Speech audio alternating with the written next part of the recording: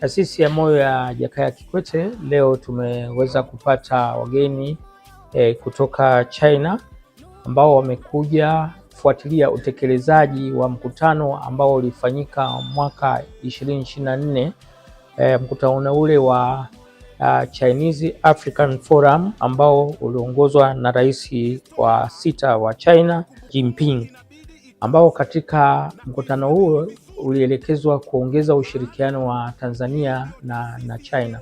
Kwa wenzetu hawa kutoka China wamekuja kwa ajili ya kufuatilia utekelezaji na wamekuja na andiko ambalo katika hilo andiko kutakuwa na mambo makubwa ambayo yatakwenda kufanyika kwenye taasisi. Kwanza katika ushirikiano katika kuwakuza madaktari wetu pamoja na manesi na technician kwa kuwapa elimu na kufikia katika viwango vya kimataifa.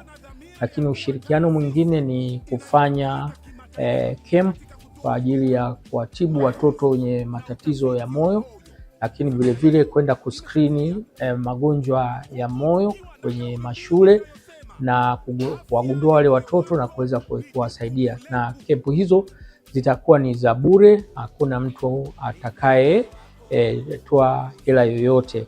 Na hii ni ushirikiano huu umechagizwa na uongozi mzuri wa rais wetu mpendwa Dr. Samia Suluhu Hassan, lakini vile vile taasisi yetu itafaidika kwa vifaa tiba ambavyo vitatolewa navyo bure kwenye taasisi yetu na vitaweza kwenda kuwasaidia Watanzania na kuimarisha katika masuala ya tiba na upasuaji wa moyo.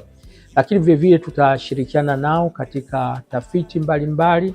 Kama mnavyofahamu, magonjwa haya ya moyo na magonjwa yasiyoambukiza yanaongezeka kwa kasi na yanachangia gharama kubwa kwa serikali yetu.